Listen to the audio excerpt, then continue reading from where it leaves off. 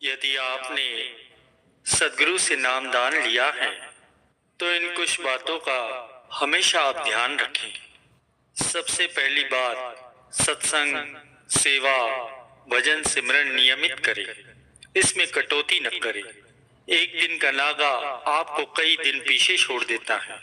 सबसे प्रेम पूर्वक बर्ताव करें। अच्छे लोगों की संगति करें। दूसरा, भजन सिमरन हमेशा एकांत में करें। सिमरन ध्यान भजन के समय खुद को कपड़े से ढक लेना चाहिए जिससे हमें कोई देख ना सके और बिना किसी परेशानी के हम भजन सिमरन कर सके। तीसरा, ब्रह्मा मुहूर्त में उठकर यानी प्रातः काल की बेला में हाथ मुंह धोकर स्नान करके भजन सिमरन रोज करें। यहाँ पर नहाने का कोई खास कारण नहीं है, केवल सुस्ती न आए इसलिए नहाना जरूरी है। अगर आपको सुस्ती नहीं आती तो आपको नहाने की कोई आवश्यकता नहीं है। चौथा, ध्यान भजन में आपको कुछ भी दिखाई सुनाई दे तो आप इसे अपने गुरुदेव के सिवा किसी को न बताएं। गुरु को वीडियो लाइक करना, सब्सक्राइब करना प्लीज। ये सत्संग बहुत ध्यान से सुनना गुरु को। यदि आप किसी को बता देंगे तो आपको दिखाई और सुनाई देना बंद हो सकता है। पांचवा, रात को सोते समय भोजन संयम से करना चाहिए ताकि ज्यादा नींद ना आए और हम रात को भी सिमरन कर सके।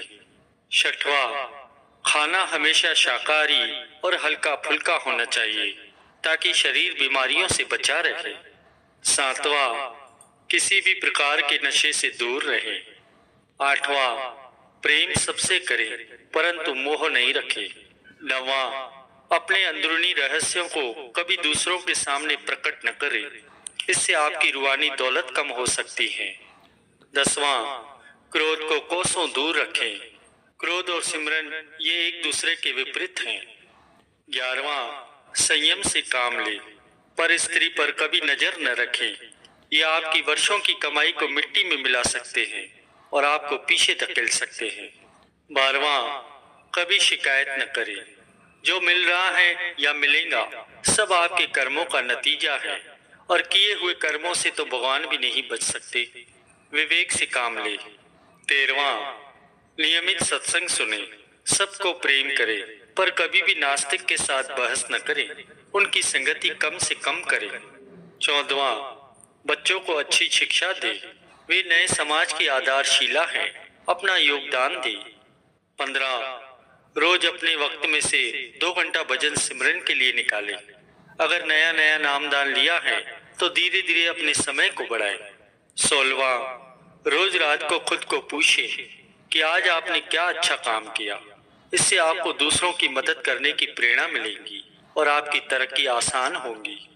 गुरुमुखों, आवागमन के चक्कर से छुड़ाने के लिए ही संत सद्गुरु हम पर दया महर करके हमें नामदान देते हैं, जिससे कि जीव इन कर्मों के चक्र में न फंसे और अपने जीवन को सुख स्वरूप से व्यतीत करे।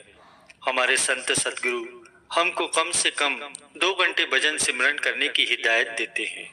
तो ये हमारा फर्ज बनता है कि जिन्होंने हम जीवों पर इतनी दया महर करके जो नाम की बख्शिश की है, अपने तन पर कष्ट उठाते हैं, वे किस लिए करते हैं? हम जीवों के कल्याण के लिए ही तो करते हैं। तो हमारा क्या फर्ज बनता है? हमारा यही फर्ज बनता है कि हम उनके वचनों के अनुसार चलकर भजन अभ्यास करके अपने जीवन को सुखरूप बनाएं। कई ऐसे सत्संगी अभ्यासियों की शिकायत रहती है कि हम ध्यान में तो बैठते हैं परंतु ध्यान नहीं लगता, क्या करें? तो ऐसे ही एक बार परम संत श्री कबीर साहब जी के पास एक साधक आया।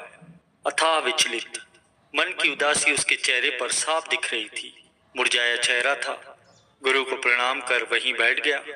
तब संत कबीर साहब जी ने उस सेवक की ओर अपनी दृष्टि घुमाई और उससे उसकी मायूसी का कारण पूछा। तो वह सेवक श्री चरणों में निवेदन करने लगा कि गुरुदेव, आपने मुझे ब्रह्मा ज्ञान की महान ध्यान साधना दी, लेकिन मैं क्या करूं? बहुत प्रयास करने पर भी मैं ध्यान नहीं लगा पाता। न जाने कैसे कर्म संस्कारों को अपने संग जमा कर लाया हूं कि आंख मूंदते ही मन विचारों की गलियों में दौड़ने लगता है। मैं चाहकर भी इस मन को टिका नहीं पाता। मैं क्या करूं महाराज? तब संत कबीर साहब जी ने उस सेवक को समझाते हुए कहा कि दुखी मत हो बेटा, चलो मैं तुम्हें इस समस्या के समाधान के लिए आज एक उपाय बताता हूँ। जब भी तुम्हारा ये चंचल मन ध्यान में टिकने से इनकार करे तो इस सूत्र का सहारा ले लिया करो। ध्यान मूलम गुरुर मूर्ति, अर्थात आंखें मूंद कर सर्वप्रथम अपने सदगुरु के स्वरूप का ध्यान किया करो। उनके दिव्य स्वरूप की आभा में मन को रमाते हुए ध्यान की गहराई में उतर जाओ। तब सेवक हाथ जोड़कर कहने लगा, जी गुरुदेव, आपके वचनों के अनुसार प्रयास जरूर करूंगा, परंतु मेरा ये चंचल मन तब भी न टिक पाया तो मैं क्या करूं? संत कबीर साहब जी फरमाने लगे, तब फिर तुम गुरु के श्री चरणों में ध्यान लगाना। गुरु के चरण कमलों में आराधना का मूल समाया है। पूजा मूलम गुरोर पदम। सेवक कहने लगा कि मैं पूरा प्रयत्न करूंगा, परंतु मुझे क्षमा करें गुरुदेव, मैं इस हठी मन के स्वभाव को अच्छी तरह जानता हूँ। यदि तब भी इस मन ने ठीठता न छोड़ी तो मैं क्या करूं? कबीर साहब जी कहने लगे, यदि तब भी ये मन न लगे तो फिर तुम अपने गुरु के वचनों को याद करना जो तुम्हारे गुरु ने तुमसे कहे हो, क्योंकि गुरु के वचन महामंत्र हुआ करते हैं। मंत्रम मूलम गुरोर वाक्यम, क्योंकि उनका चिंतन मन को नियंत्रित करने में अत्यंत ही सहायक होता है। अब साधक के चेहरे पर से उदासी के बादल काफी हद तक छट चुके थे, किंतु अब भी निश्चिंतता का सूर्य पूरी तरह उदित नहीं हुआ था। वह याचना भरे स्वर में कहने लगा, मैं जानता हूँ गुरुदेव, यूं बार बार पूछना अदृष्टता ही होंगी, लेकिन इस पर भी यदि मेरे मन ने कोई चाल चली तब मैं क्या करूंगा महाराज? तब संत कबीर साहब जी बुलंद स्वर में ऐलान कर उठे, तब फिर तुम एक ब्रह्मास्त्र चला देना। सेवक बड़ा हैरान हुआ, गुरुदेव से पूछने लगा, कौन सा ब्रह्मास्त्र गुरुदेव? संत कबीर साहब जी कहने लगे, तुम अपने मन को उन पलों की यादों में भिगा देना जब जब गुरु ने तुम पर कृपा की हो, तुम्हें सहारा दिया हो। इस सूत्र को सदैव याद रखना कि गुरु की कृपा ही मोक्ष का मूल है। मोक्षम मूलम गुरुर कृपा, और ध्यान मोक्ष की सीढ़ी होती है। इसलिए ध्यान का आधार केवल और केवल गुरु की कृपा ही है। गुरु कृपा ही केवलम, इसलिए उनसे उनकी कृपा के लिए प्रार्थना करना। तब वह सेवक बड़ी आशा और नवीन उत्साह के साथ संत कबीर साहब जी के चरणों में सिर को झुकाकर कहने लगा, सत्य वचन महाराज, सत्य वचन। इन 4 ब्रह्मास्त्रों के बल पर मैं निश्चित ही विजयी होऊंगा। ऐसे ही प्रेमियों, किसी गांव में एक ताले की दुकान थी। ताले वाला रोजाना अनेकों ही ताले तोड़ा करता था और अनेकों ही चाबियां भी बनाया करता था। अब उस ताले की दुकान में एक बच्चा रोज काम सीखने आया करता था। बच्चा रोज देखा करता कि छोटी सी चाबी इतने मजबूत ताले को कितनी आसानी से खोल दे रही है।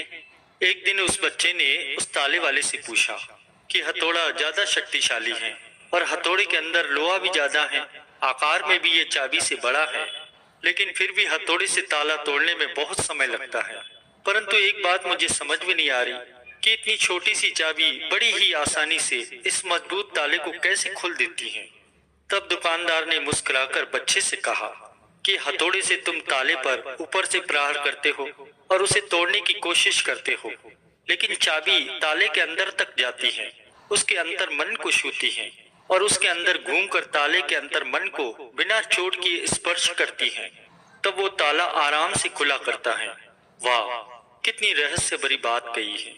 इसी तरह प्रभु को भी पाने के लिए हमें प्रभु को दिल से, प्यार से हर रोज पुकारना है। हमारा ताला 10वां द्वार है और हमारी चाबी उस सच्चे सद्गुरु द्वारा बख्शी गई नाम की दात है। जब हम रोज उस मालिक को याद करके भजन सिमरन पर बैठेंगे तो ये भजन सिमरन हमारा उस चाबी का काम करेगा जो हमारे 10वें द्वार को खोल देगा। याद रखिए, एक भजन सिमरन ही है जो उस चाबी का काम करता है और उस ताले रूपी हमारे 10वें द्वार को पार कर सकता है और उसे खोल भी सकता है।